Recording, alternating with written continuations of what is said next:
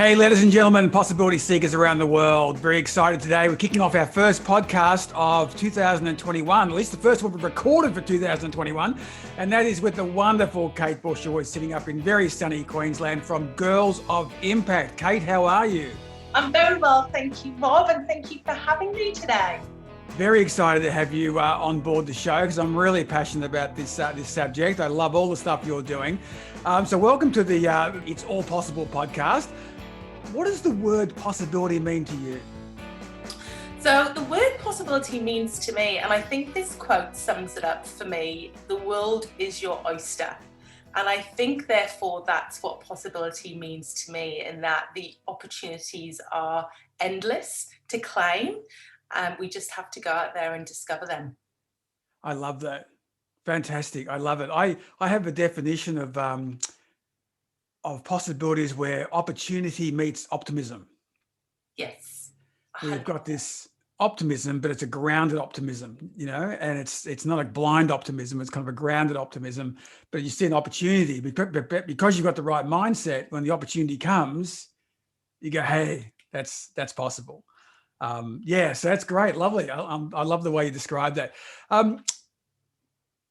You're passionate about the advancement of women, and especially advancement of girls, and really looking at all that's possible for them. Where did that come from? What drove you towards this passion? Yeah, sure. I think for me, a lot of that has to do with when my daughter was born, when Emily was born. I feel like this fog was lifted from my eyes, and I was suddenly acutely aware of all the inequalities, as women that we have to navigate. And then I started to, think about that and reflect on that in my own world, and probably not consciously realizing some of the challenges that I had had to navigate up until that time. And quite frankly, I could see the future that was in store for her. And I was like, that's not good enough. Like, we need more for our girls, for our next generation. So look, if there's no one out there doing it, then I was prepared to challenge the status quo, shall we say, and do something about it and be the change I wanted to see. So yeah, Girls of Impact has been a kind of burning ember for about 6 years now, and finally brought it to life thanks to COVID and the 2020 pivot. It was born. Now, I'm interested in this because clearly when Emily was born, and you've been in business for a while, and I've been in business for a while, but from your perspective, you actually saw it hadn't improved for women, right? And so clearly you're looking forward, which I find scary, Kate, that in, how old's Emily now? 6. She's 6, all right. So if we go back roughly 2014-ish, right? 2014, you're in business in the corporate world, and you're thinking, this doesn't look good for her. I find that frightening, Kate. I really do. And I applaud you for taking the initiative. But so what's gone wrong, do you think? That it's still at 2014, you've gone, you know what, I don't think this looks good for her. Where's the error or mistakes been made, do you think?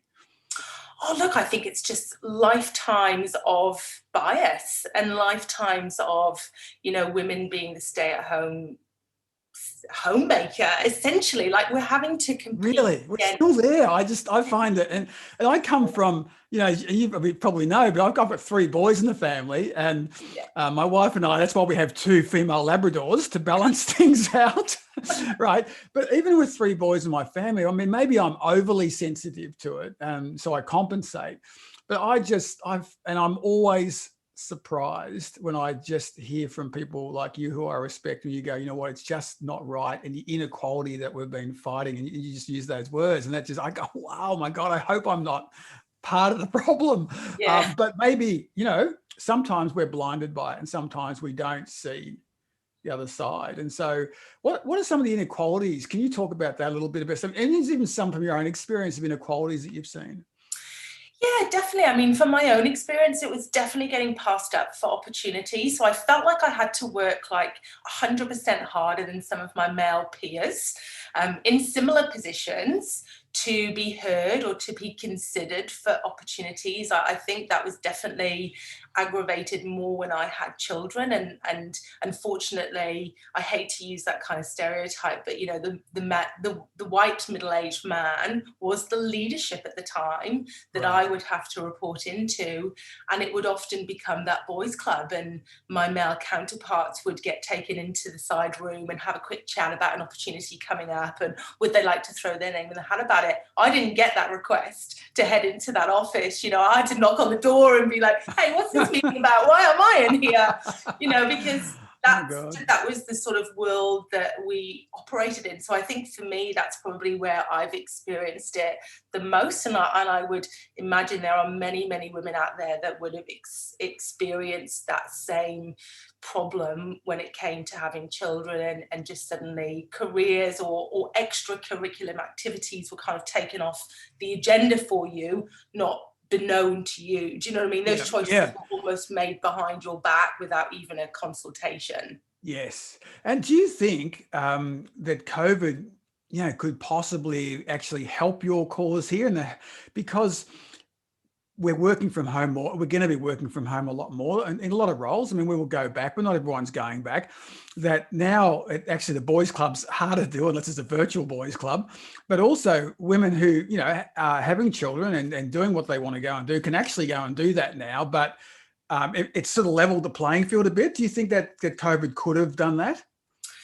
Maybe. I think the one thing that COVID's going to throw at us is how we understand people's skills in a virtual world. So I think the challenge for HR leaders now, when they haven't got people in the office full time, is to understand what their skill set is from a virtual experience. Does that make sense? So Yes, I might be very good at 5 things, but if I'm not presently showing up in all of those 5 things in a physical setting every time, then people aren't going to know what my skill set is to possibly be overlooked for them. And as women, we tend to take a back seat. You know, we're not very good at putting our hand up, putting ourselves forward. So is that going to be perpetuated by the fact that we're now all in virtual environments and there's less of an opportunity for women to speak up? Perhaps. I don't know. I guess we'll soon see, right?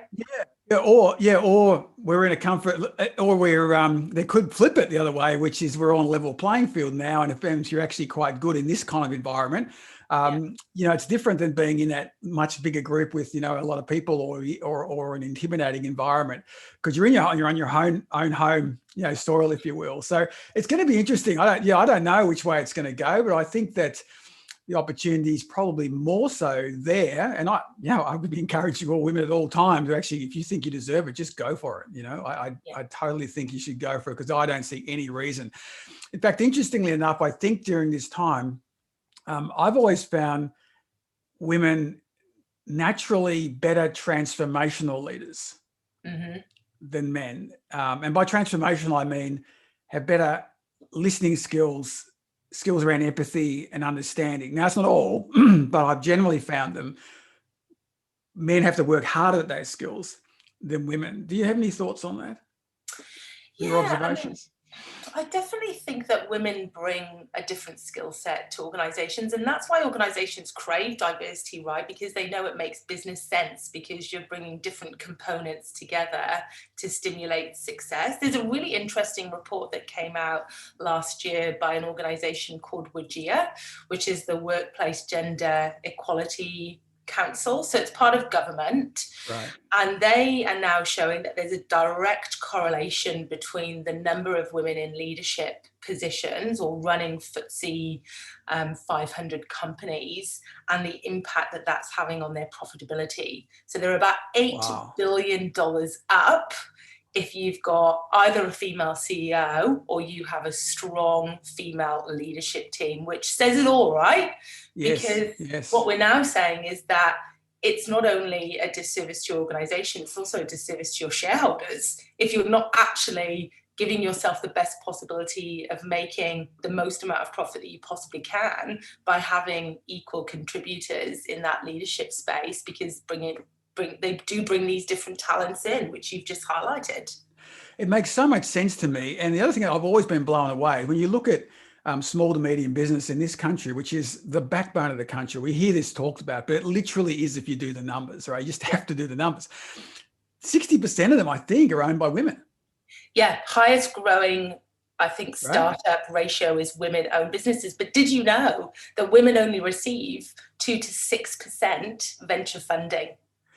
Yeah, and so that's an interesting one in terms of the venture, in terms of that club, for example, but also the types of businesses they're starting to do. So when there's a lot of micro businesses as well in that, but the reality is, if you're a business that sells to small business, and you've got the leadership of white, yeah, white boomer males running it, well, your kind of customer base is like 50% that and 50% not that, at least. So to me, that's always been fascinating. Always gone, well, hang on, your customer base does not represent anything like your leadership. How do you know? Are you really going out of your way to actually understand what your customer base is? Because it's different. And so that makes a lot of sense. That those new numbers from that report is fantastic to really show that up. And so when you started Girls of Impact, I know it's just not Women of Impact. You started with Girls of Impact. What was there, I know you probably chucked this around a little bit, but was there any thinking around why you went with Girls of Impact versus Women of Impact? Yeah, absolutely. Because I thought if we're going to change a generation, we have to start with the girls. Right. And I have spent many, many years in the world of diversity and inclusion, and I felt like I was having the same conversation. It was like Groundhog Day with these employers going, Kate, we want to see more women in technology, and we want to see this, we want to see that. And I'm like, right, you need to join that really big, ever-growing list, because there's only a really small percentage of women graduating in these industries. So how are we ever going to change this generational gap that we've got here if we just keep expecting women to suddenly make these career pivots when they're 25, 30, 35, 40? Like, it's just not going to happen, So for me, it was like, right, well, this is where the problem there lies, is that there's so many things that unpack for a younger girl, and this is where we can start to make some serious shifts in momentum here. Yeah, I would think that's a fantastic idea, and I applaud that way you've done it. And I know on your website and the things you do cross over between girls and women, but I think Girls Impacts, we've got to start there. And I also find that the Gen Zs, I find, and even the next one underneath that, which Emily would be part of. What is that, by the way? Are you calling? What's Emily? She's not no Gen idea. Z. I need to know. There is a name for it, and I forgive me for not knowing it, but there is a group that's underneath, or sort of comes after Gen Z. But that group there is also, they're not open to diversity, Kate. They demand it. Yeah. And there's a big difference. And I think, Gen Y, millennial, were like, they're really, really interested in diversity. Whereas Gen Z, it's like, it's not even optional. It's like, if I'm going for that job there and it doesn't have it, well, I'm just going to go, that's just been ruled out, right? Yeah. So I think that group is so much more up for the discussion, so much more open for the discussion around it. We've got to, and that's the way forward, because they're not that far away. And I joke so much, and now you would probably see this as well, where people talk about how to manage millennials. You still see this? Do you see these articles? It's still out. And I'm like, you realize that Nick Molnar, who runs Afterpay, is a freaking millennial? You're working for him. Right? Don't tell me about managing millennials. They're actually reading articles about managing you, right? So that's hilarious. It's hilarious, isn't it? That we've still get this stuff that's like 10 or 15 years old. It's like, game's over. The shift's already happened, So I think starting with the younger ones is really good. What are some career tips you've got for girls or women who are moving into their the first role, or even they're in a role and they're looking for their next one? What are some tips or some issues or areas you see that girls or women make mistakes in?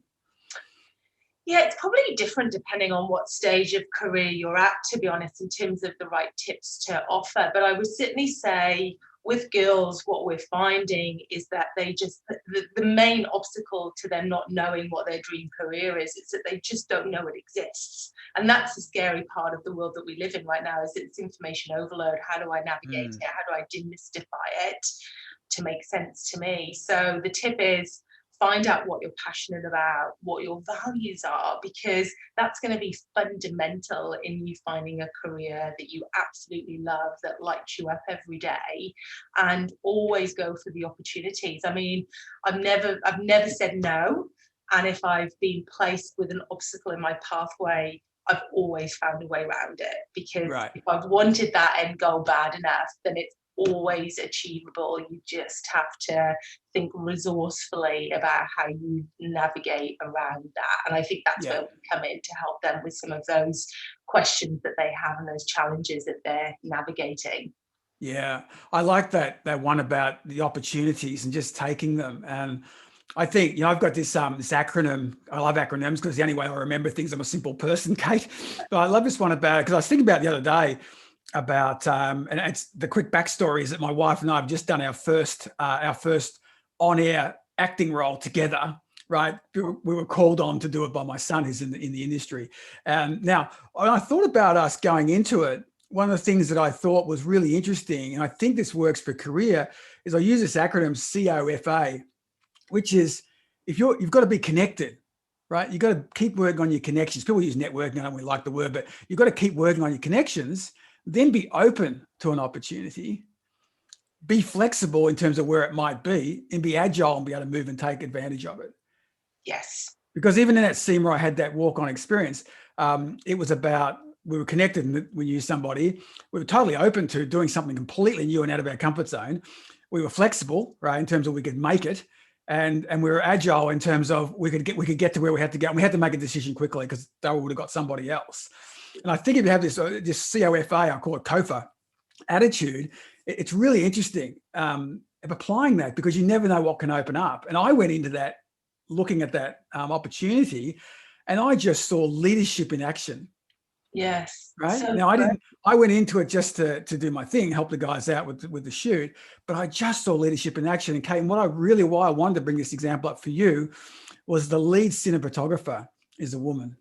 Yeah. And her relationship with the director, I loved observing it. I just observed it. And she was the lead cinematographer in a very, male dominated industry. She's so professional, and even her, the sound people were women in this industry. And so they were really holding leadership positions. But what I loved about this movie set was there was so much respect for everybody. There was so much trust. And when she said, I said to the director, I understand what you're getting at, but if I do that shot like this, I'm going to have that problem there. And he just went, great, got it. Okay, so what we'll do is we'll do it. He didn't sit there and argue with it. He didn't say make it work. It was just, and I said, that's what the world should be like, shouldn't it? It should be like that. And I think that's why it's so important to have this diversity. And it's not just always about males and females, is it? It could be ethnicity or age or disability. Like, it's just having all these different perspectives, which makes our lives richer.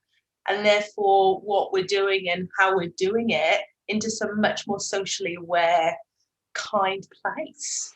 Like, that's I love you brought that up. You'll love what I'm going to tell you now. The movie I was on, yeah, I think it's the first one ever done in Australia. I could be wrong, but the two lead actors are deaf. Oh, wow. And it's all, and literally the hardest working people I've seen on set are the signers who have to take what the director says and sign to the actors. Yeah. And sometimes I heard that there's words the director uses that they don't have sign for. But the bravery of this, that's why I wanted to be involved in it, to be honest with you, because the bravery of this production, it's a short film, it's not a big feature film, is just amazing. And so, but how cool was it to work with, I mean, I don't think we get more diversity than what this little short film will be. And we're all richer for it. Yes. Yeah. And I think it's good for other people to see films about them. Do you know what I mean? Like, we're starting to see some of that in media, aren't we? We're starting to see more coloured and different varieties of people. But I think it's just so important for these groups to go, that's me. And like, I'm on TV and I see myself there, and that's really cool. And there's other people like me out there. We live in these insular worlds. So breaking some of this down is just incredible. And I love it. I love like living in this time where we're really starting to challenge these norms and these gender norms. I know, and I'm excited by it, and I think that the work that you're doing around this, and again, I know we'll talk about getting in contact with you later on, but in terms of your Facebook site and the rest of the stuff you've got in there, the great stories you're hearing from people, the short stories about the testimonials, but also what they're doing. We're going, hey, that's someone like me, or I could be like that, or I've thought about that, but I've thought, gee, maybe no one's really done that, but here's someone doing it. And I think it's those sharing of stories, which we all know storytelling's been huge. It's how we've existed as humans for so many years. Makes such a big difference. I wanted to ask you a phrase you made. You made it, I think, on one of the videos, and I've heard it before, and I wanted you to unpack it for me. You talked about girls showing up and making a difference. Yeah. What do you mean by that? So I think one of the things that we need to know is there's a lot of industries where women aren't they're not showing up in droves, in masses, but these industries are really important industries that are impacting the community in which we operate in. And to have women showing up in these industries, being present, being in roles, not necessarily leadership roles, but just being in the industry, means that we've got 50% of the population showing up and having a contribution in these industries, which are really powerful for the worlds that we operate in. And they bring that skill set, that uniqueness, that heart, and we need them in it, because it just makes the world a better place. It makes companies better. And it means as consumers, we're consuming products and we're being kept safe by all parts of our population, right? So that's what I mean by it. Showing up is being present, seeing women in these industries, contributing to these industries, and not sort of dismissing them and overlooking them because they don't think it's right for them, because they've got these preconceived ideas and these misconceptions about those industries. They're not fact, they're fiction in our heads. And we need to shatter them to give girls that inspiration to go into them.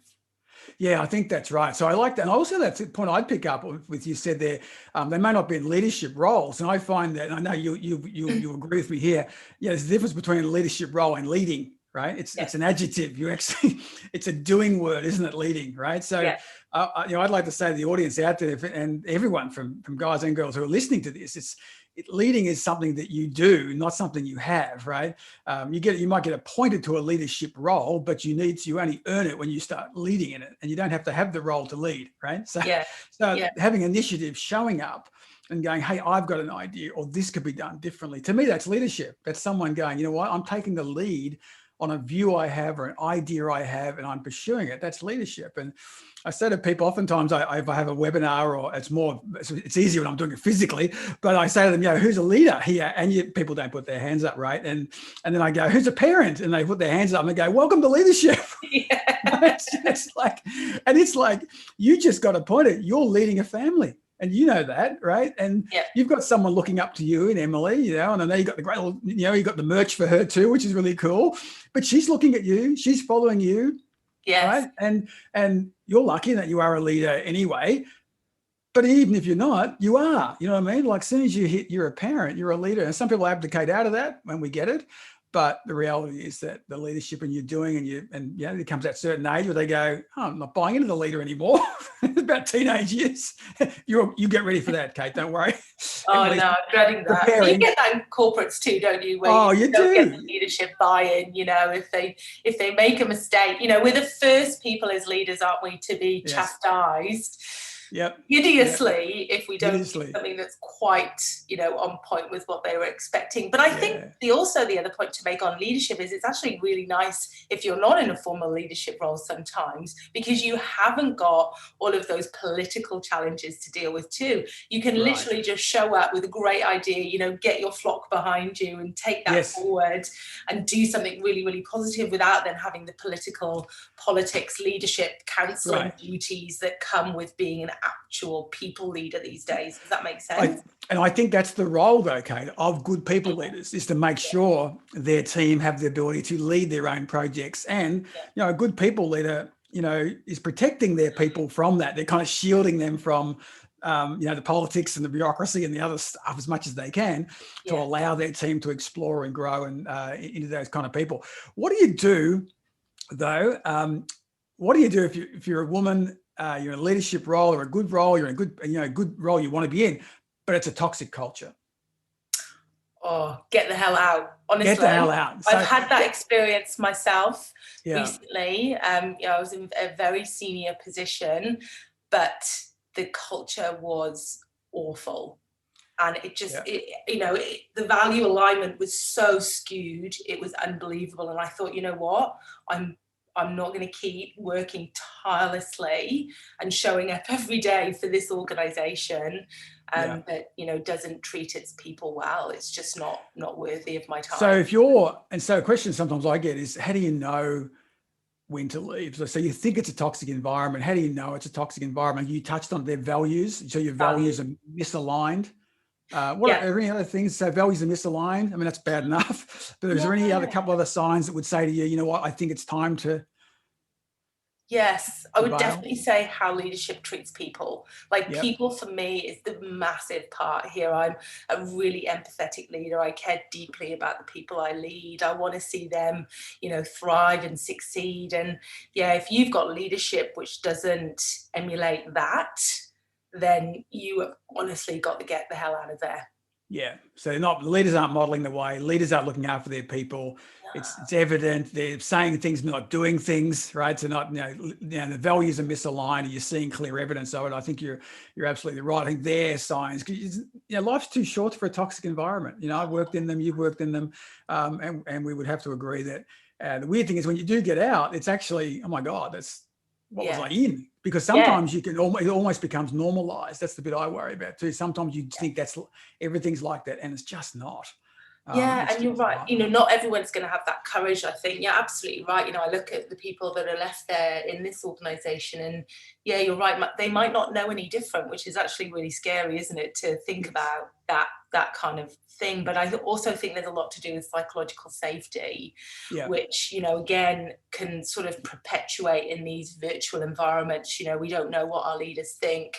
We get something on email, we're not sure how to respond to that. We can't just rock up to an office and bang on their door and be like, hey, what was that about? I don't really understand that. So I think psychological safety is going to be a really interesting one that we're going to have to pack in 2021 a bit more with these virtual environments. So it's almost remote psychological safety, isn't it? Absolutely. I think you're absolutely right about that. And I think we've talked about, I've been running a few workshops around leading remote teams.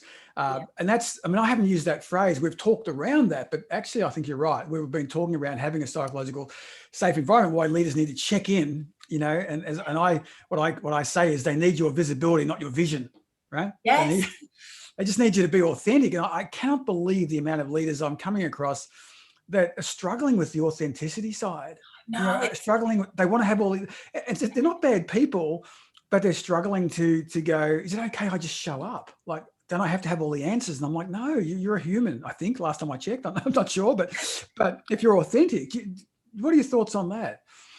Oh, look, I'm all about authenticity. I agree with you. I think we've got to be humble. We've got to be vulnerable. I learn as a leader that, especially in a sales environment, you've got to be in the trenches with your team half the time, and show them what's possible. But I think that some leaders just aren't natural people. Yes. Do you know what I mean? They actually don't know how to just have an off-the-cuff conversation to go, how are you? And I genuinely mean that. How are you? How are you today? And I just don't think some leaders are able to manage that. I worked with a really awkward leader in a other role. He was super, super smart, great at strategy, but his people skills were awful. And it was really awkward. And I don't know, I don't know if you get the buy-in then as a leader, if you're not that authentic. Humble. I think that's that example of high IQ, low EQ. Just emotional intelligence to go, I'm not connecting, I'm not getting through, but it's just a blind spot. They sometimes don't even know that they don't know what they don't know. No. But I think we need more authentic leadership, don't we? We do. And this is what we're seeing in the media too, right? We're not seeing some of this stuff that we desperately need to see, because then what are our younger generation thinking about leadership, and what are the key traits we need to display?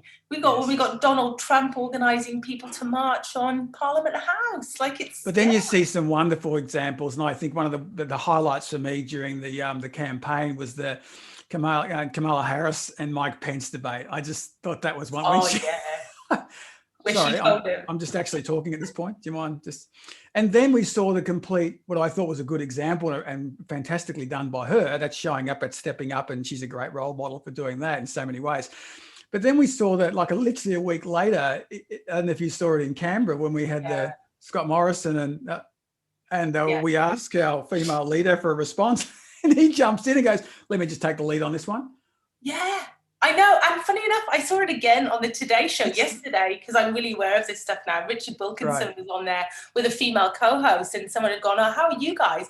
And he just jumped straight in there. He was like, "Yeah, we're good. Great day today." Blah, blah. And then he was like, "Oh, actually, hang on a minute. How are you?" And I'm like, "Oh." But at least he's self-aware. At least he picked himself up. Yeah. That's his disc type of D style. Richard will jump in for the, the quick response. And, but at least he's self-aware. He caught himself. I mean, unfortunately, more leaders aren't catching themselves and don't care. No. He would probably give himself a slap on the wrist, and probably beat Beck Madden, who it probably was, probably give him a slapping later on. But at least he picked it up. But so many don't, and we jump in, and I just think that we got to stop that and hand it over. So tell me, I had an interesting example. So, and I think this is actually more common. So I had a leader speak to me, and she said, I got elevated to a position in my business. She's already senior, but she got put on a really great committee. And she thought, wow, this is really good. She found out that afterwards that there were actually 5 males in her. And what she found was that she was put on for a diversity quota, and she just couldn't get any cut through. What do you do in that circumstance? In terms of staying on the committee, or? Yeah, like she's on the committee, and then she thought it was great, but what she found the meetings would just happen, and she might make a few contributions, but they just almost didn't make it in the minutes, and it's just almost like she wasn't there. I don't know if you've been in that situation, but what do you do? What are some of the things you can do in that situation? Yeah, I mean, I probably had similar experiences, not quite the same, but I would always speak out. I mean, I think I'm one of those people that if I see a misdemeanor, then I don't just sit on it. So I would probably go to whoever's organizing the committee and just call it for what it is. Like, I'm clearly here to be a tick in the box, and I don't want that. So how can we get some traction here? Or go to the CEO. Honestly, like, they have a really huge responsibility to ensure the welfare of their organization and their staff, right? Yeah. And I think sometimes these sorts of things need to be called. Yeah, it's interesting. I caught up with her 6 months later. Oh, yeah. I said, "How's it going?" And she said, "Awesome. Had a breakthrough." And I said, "What was that?" She goes, "You know what? I decided," she thought I could either just bail on it, right? But she said, "You know what? I'd come so far. I genuinely believed in what I was doing, so I was going to hang in there. But I waited for an opportunity when they had to rotate for someone else to come on. And I worked really hard, and I got another female who I wasn't close to and didn't know, but I wanted another female." And she said it was really great to go, now we're 4 and 2. And it's just changed the numbers. Yeah. It's changed the whole dynamic because we're both supporting each other. And we're both making sure we're heard. She said, we might not even agree on some things, but we both in those sessions make sure we both get heard and get our piece. So it's a fascinating one. That was interesting. It sort of came up like that, but so her strategy was kind of hang in there. I believe in it. But also when the opportunity came to maybe level the numbers out a little bit, and it doesn't have to be equal. It was still 4 male, 2 females, but she said the dynamic was unbelievably different just with the extra person in the room. So I thought that was interesting. I have heard that scenario before in terms of like getting your team behind it. So for example, if you're going to go in and ask for a pay rise or you want a promotion or something like that, then you've got some cheerleaders around you to help kind of propel that messaging. So that's probably like a similar scenario. Similar thing. Yeah. You've got to Yeah, like, let's chat before the meeting. What are you going in with? What do you want to achieve? I'll support you, and likewise, let's kind of nail this. So that does make sense. It's like the before party, isn't it? It's the pre-meeting, before the meeting, and the post-meeting, which, is actually more difficult to do in this remote scenario, isn't it? It's not as though we catch up for a coffee downstairs, we go into the meeting, we come out. Now we have to set this stuff up. We have to be strategic about this kind of stuff, but you can do it, but it's just different in this environment because we also don't see the, the physical, the emotion, the way we as humans interact. We don't see all that in this, in Zoom, Teams, WebEx type world. It's the skills and being able to pick up much more. And it'll be very interesting at the end of 2021 to see how well we've come, because March, you think about March 2020, a lot of people were really nervous about the camera being on, right? And some people still are. But now we've sort of got to the end of 2020 and people were kind of getting used to it and jumping on and even doing it at home and with family. So you got more experience and more skill. It'll be interesting to see where we get to at the end of 2021, how we've got better at reading, or we've got better at picking up different skills. And I'd be fascinated with this. I think I did hear a saddening statistic that cosmetic surgery increased during 2020. Oh, really? Because we're looking at ourselves all day, every day. It becomes very self-conscious and people are like, I need to get that line, that frown done, that tusk mended. So cosmetic surgery was definitely a winner last year. So I don't know how they got that done during COVID, but I'll tell you what's interesting is the new social media app Clubhouse. Are you on Clubhouse yet? I am on Clubhouse, and I'll you're have right. to join. I'm on Clubhouse. We'll have to connect up. Yeah. But that's actually one of the things I've had so many women say to me. I don't know why, but a lot more women have said to me. In fact, someone said to me. One of the women called it out, who I follow, one of my mentors. She said, "Oh my God, thank God for Clubhouse. I don't have to do makeup. I don't have to get all this stuff done because I can just run a room, pitch in, and it's audio only." And I'd be very interested to see where this one goes. I think it's going to be really fascinating. I didn't know about the cosmetic surgery one. That's fantastic. So Clubhouse will be interesting to see if it's just pure audio and voice and tone, what actually comes out at the end of that. Interesting. You also sponsor some great initiatives, or aligned to some great initiatives with Girls of Impact. Which ones did you pick and why? So obviously we're a social enterprise. So and I knew that in my bones. Like as soon as I had this idea to sort of take this company forward, it was like, it's got to be a social enterprise. It's got to have bigger impact than just what I'm capable of having an impact on. So I then thought, well, it's got to align with girls' interests and educating, right? Because that's what Girls of Impact is about. It's educating. So the two sort of no-brainers for me was the Malala Fund, because there is an aspect to support girls globally and girls that are so much less fortunate than we have the opportunities to be in Australia. And if you start educating girls, that's where you can make serious difference in these countries. So that was a really important one for me. And then the other one, I wanted to keep it closer to home. So it was the Kathy Freeman Foundation.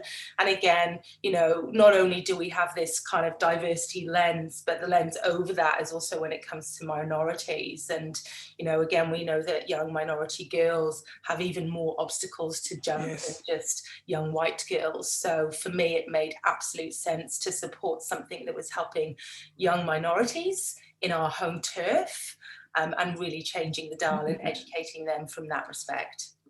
Yeah, that's fantastic. And I agree that being aligned, and just being true and authentic, and two great foundations, especially globally too, because with the Malala one, it's really important because we are definitely through COVID. So that's one of the things I've seen as a massive upside, is that we now can go global.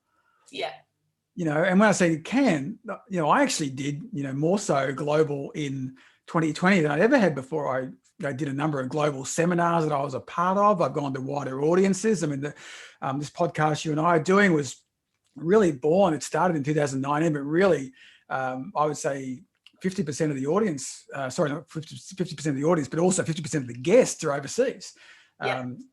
Because we can, from France, from the UK, and I was on their shows and they were on my show, or different things like that. It was fascinating to see how the world kind of came together. So I think that's amazing. Now if you and I got in the TARDIS, and we got in the TARDIS, and we decided to crank it back in time, and we went back and we caught up with 15-year-old Kate.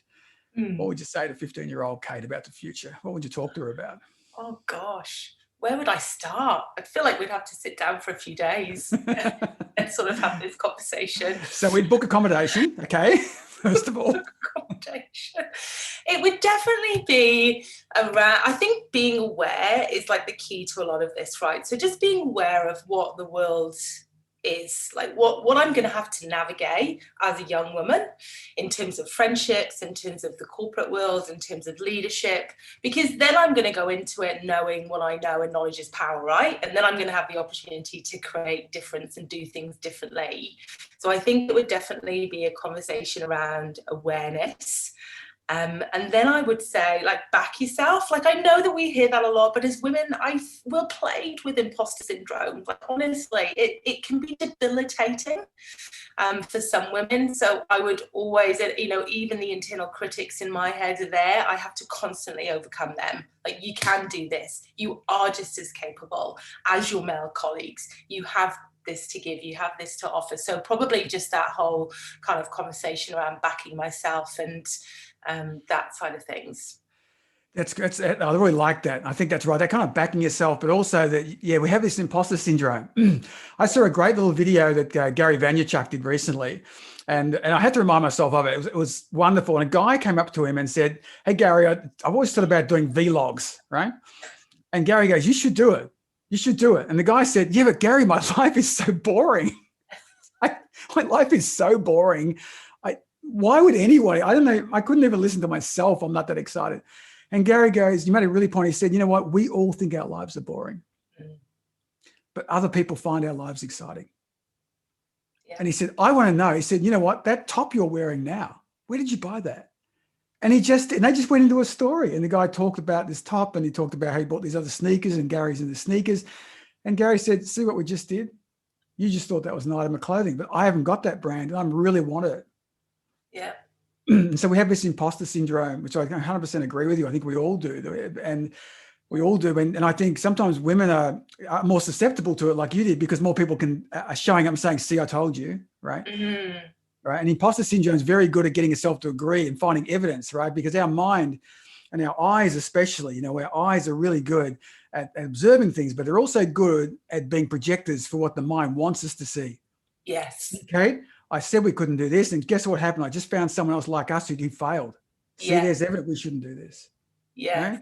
But if we switch our mind and go, "You know what, there's that. I was just on Girls of Impact, and there was a girl there who's just done what I've done, or she's in the middle of doing what I'm doing. In fact, you know what? Actually, I've done more than she's done." And that's what we need to see. That's what we need to see. And that's where role models come in, right? And I think to that point, you know, I think that sometimes the trap we fall into with young women is that we want to show them role models, but often the role models are maybe not so relatable. You know, they might be slightly older, you know, they've had their careers, which is great.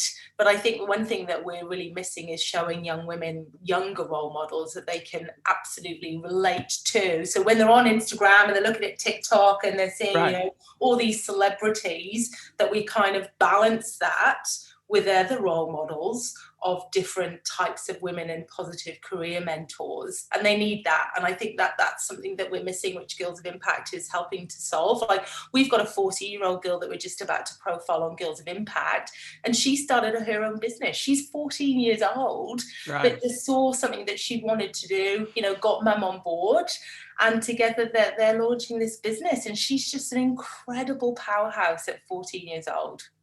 I think that's the key. I think it's I mean, authentic kind of goes without saying, but I think relatable is the key part. And I think relatable to where they're up to, their, you know, their gender, their ethnicity, whatever it happens to be, you know, which is a challenge when you're running it like you are, but to get stuff that's relatable, I think that's the key bit, because then you go, there's someone close to me. And as humans, that's what we do. We like to find what other people like us doing. That's why we go to Facebook. It's why we read online reviews, because we want to know what people who do what I do or you do they do the same thing? Did they buy that brand? Do they buy that product? What do they do? That's what we do. So I think the relatable stuff is really cool. And I think you do that well. So tell us, where do we find out more about Girls of Impact? Where's the best place to go? Yeah, so the best places to go are obviously our website, which is girlsofimpact.com, or you can find us on Instagram or Facebook, Girls of Impact. So yeah, we're dead easy to find. Dead easy to find, and they're great. Great. I love the Facebook page. Love the website, and Facebook and Instagram, definitely. Are you on TikTok yet, Kate? I really want to see you. No, I haven't. Gosh, need to get some TikTok going. but you're on Clubhouse. That's good. So you're on Clubhouse as well now, which is awesome. I mean, that's still in beta, obviously, as we go to air on this. But so TikTok, I think it's time for you to get on the top. TikTok star. Yeah, I'm not sure. Gosh, I feel like I just have to do a dance or something like that. That's what TikTok holds for me. I either have to be really funny and come up with like a really funny thing, or I have to do like a silly dance, neither of which are like my natural talents. I think you got to enroll Emily in this. I think Emily's up for it. I think Emily would be totally up for it. You know that? Absolutely. She already does it. She already grabs her little pink camera and she'll like set it up. And then she'll be like, hi, friends. So today I'm going to tell you all about how to do this. So, yeah, maybe here too. I think you're going to be moving into a chairman role very soon with this. I've got a feeling the next CEO is coming along. She is, yeah. She's my job. I'd be treasuring your time here. I don't think it's long, to be honest. I think my next podcast is going to have to be with Emily. I'm going to have to get her up sorting it out. That's fantastic. Hey, thanks for being on the show. I really appreciate it. It's been great to catch up, Kate. And I love what you're doing. Love the you've taken the effort. People talk about a lot of stuff, but you don't talk about it. You go do it. You act.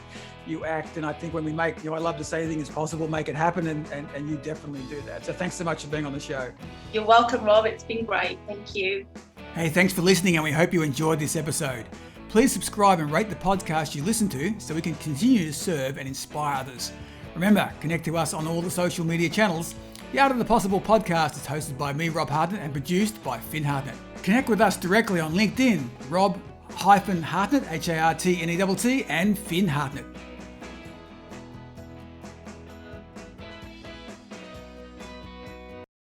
This podcast is a part of the C-Suite Radio Network. For more top business podcasts, visit c-suiteradio.com.